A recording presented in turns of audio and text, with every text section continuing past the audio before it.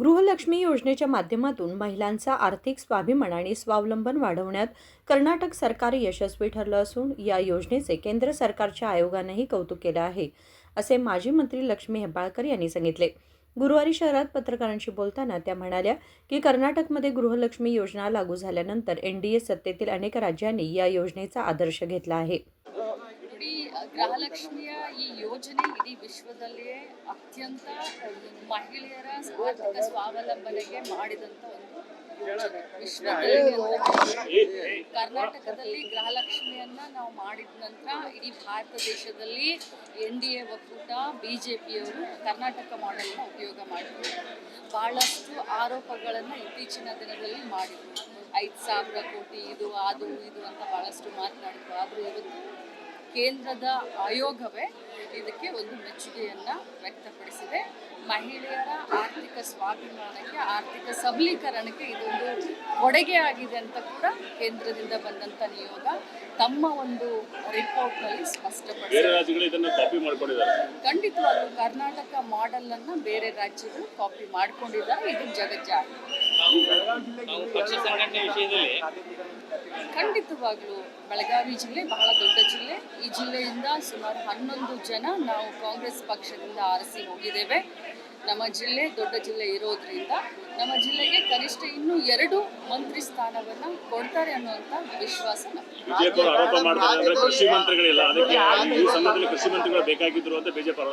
ಬಿಜೆಪಿಯವರ ಆರೋಪಕ್ಕೆ ಮೊದಲು ಯಡಿಯೂರಪ್ಪನವರು ಒಬ್ಬರೇ ಮುಖ್ಯಮಂತ್ರಿ ಆಗಿದ್ರು. ಎಷ್ಟು ದಿನ ಒಬ್ಬಂಟಿಯಾಗಿ ಅಟ್ಲೀಸ್ಟ್ ಈಗ 13 ಜನ ಮಂತ್ರಿಗಳ ಜೊತೆಯಲ್ಲಿ ಕೆಲಸ ಮಾಡ್ತಾ ಇದ್ದಾರೆ. ಬಿಜೆಪಿಯವರು ಇನ್ನು ಮರ್ತು ಬಿಡಿ, ನೀವು ಹಗಲು ಕನಸು ಕಾಣೋದನ್ನ. ಇಷ್ಟೇ ಹೇಳಲಿಕ್ಕೆ ಬಯಸ್ತೇನೆ, ಇದು ಡಿ ಕೆ ಶಿವಕುಮಾರ್ ಅವರ ಸರ್ಕಾರ ಸಂಘಟನೆಗೆ, ಸರ್ಕಾರಕ್ಕೆ ಪ್ರಾಮುಖ್ಯತೆಯನ್ನು ಕೊಡುವಂಥ, ಜನರ ಭಾವನೆಗಳಿಗೆ ಸ್ಪಂದಿಸಿ ಕೆಲಸವನ್ನ ಮಾಡುವಂಥ ಸರ್ಕಾರ ಇದೆ. ನೀವು ಬರೀ ಇದೇ ರೀತಿ ವಿರೋಧ ಪಕ್ಷದಲ್ಲಿ ಕುತ್ಕೊಂಡು ಆರೋಪ ಮಾಡಿ ಇನ್ನು ಮುಂದೆ ಅಂತ ಹೇಳಿಕೆ ಬಯಸ್ತೇನೆ. ನಿರೀಕ್ಷೆ ಉತ್ತರ ಕರ್ನಾಟಕದ ಅಭಿವೃದ್ಧಿ ಇರಬಹುದು.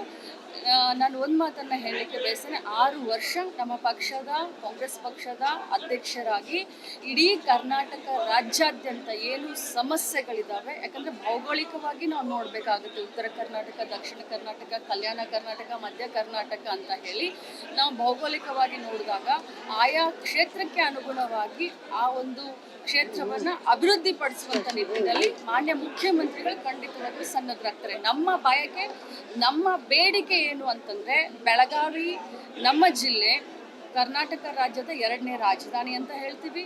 ಸುವರ್ಣ ಸೌಧ ಕೂಡ ಇಲ್ಲಿ ಇದೆ. ಹವಾಮಾನವಾಗಿ ನಾವು ನೋಡಬೇಕು ಅಂತಂದರೆ ಉದ್ಯಮಗಳಿಗೆ ಬಹಳಷ್ಟು ಅತ್ಯುತ್ತಮವಾದಂಥ ವಾತಾವರಣ ಇಲ್ಲಿ ಇದೆ.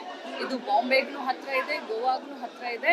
ಸೊ ಹೀಗಾಗಿ ಇಂಡಸ್ಟ್ರಿಯಲ್ಗಳು ಬಹಳಷ್ಟು ಈ ಕಡೆ ಬರಬೇಕು, ಜಾಬ್ ಕ್ರಿಯೇಷನ್ ನಮ್ಮ ಜಿಲ್ಲೆಯಲ್ಲಿ ಆಗಬೇಕು ಅನ್ನೋದು ನನ್ನ ದೊಡ್ಡ ಬಯಕೆ, ನಮ್ಮ ಜನರ ದೊಡ್ಡ ಬಯಕೆ. ಅದನ್ನು ನಾವು ಮಾನ್ಯ ಮುಖ್ಯಮಂತ್ರಿಗಳ ಹತ್ರ ಕೈಗಾರಿಕಾ ಪ್ರದೇಶಗಳಿಗೆ ಭೂಮಿ ಇಲ್ಲ ಅಂತೇಳಿ ಯಾವ್ದು ಬರ್ತಾ ಇಲ್ಲ ಅಂತೇಳಿ ಅದಕ್ಕೆ ಸರ್ಕಾರದಿಂದ ಭೂಮಿ ಒದಗಿಸುವ ಕೆಲಸ ಖಂಡಿತವಾಗ್ಲೂ ಅದನ್ನ ನಾವು ಈಗ ಮಾಡಬೇಕಾಗಿದೆ. ಯಾಕಂತಂದ್ರೆ ಕೈಗಾರಿಕೆಗಳು ಬೆಳಿಬೇಕು. ನಮ್ಮ ದೇಶ, ನಮ್ಮ ಭಾರತ ದೇಶ ರೈತರ ದೇಶ. ರೈತರಿಗೂ ಅನುಕೂಲ ಆಗಬೇಕು, ಉದ್ಯಮಗಳು ಕೂಡ ಬೆಳಿಬೇಕು, ಮಕ್ಕಳಿಗೆ ಕೆಲಸ ಕೂಡ ಔದ್ಯೋಗಿಕವಾಗಿ ಕೂಡ ಬೆಳಿಬೇಕು. ಸೊ ಇಂಥ ಒಂದು ಸಂದರ್ಭದಲ್ಲಿ ರೈತರು ಕೂಡ ಮನಸ್ಸು ಮಾಡಬೇಕು, ಸರ್ಕಾರನೂ ಮನಸ್ಸು ಮಾಡಬೇಕು. ಕೈ ಜೋಡಿಸಿದಾಗಲೇ ಅಭಿವೃದ್ಧಿ ಆಗುತ್ತೆ. ಬೆಳಗಾವಿನಲ್ಲಿ ನಮಗೆ ಇಂಡಸ್ಟ್ರಿಯಲನ್ನು ಬೆಳೆಸಲಿಕ್ಕೆ ಜಾಗ ಸಿಗ್ತಾ ಇಲ್ಲ, ದಟ್ ಈಸ್ ಟ್ರೂ. ಆದರೂ ಕೂಡ ರೈತರ ಜೊತೆ ಮಾತನಾಡಿ ನಾವು ಅನುಕೂಲವನ್ನು ಮಾಡ್ತೀವಿ. ಯಾಕಂತಂದರೆ ಕೈಗಾರಿಕೆ ಬೆಳೆದ್ರೆ ಪ್ರದೇಶ ಬೆಳೆಯುತ್ತೆ ಅನ್ನುವಂಥ ವಿಶ್ವಾಸ ರೈತರನ್ನ ವಿಶ್ವಾಸಕ್ಕೆ ತೆಗೆದುಕೊಂಡು ಅಂತ ಹೇಳಿ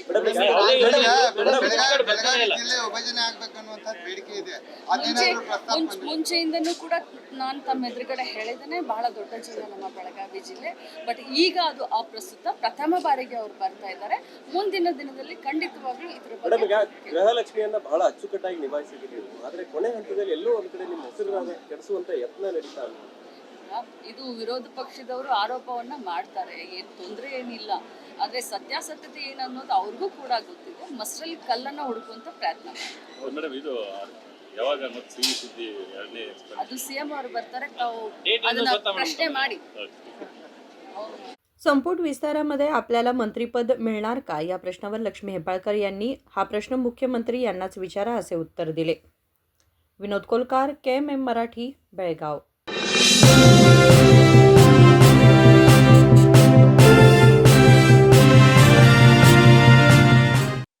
ಜಗಮಗ ಜಗಮಗ ಹೊಳೆಯುವ ಕಣ್ಣುಗಳು, ಹೃದಯದಿ ಹರುಷದ ಅಲೆಗಳು.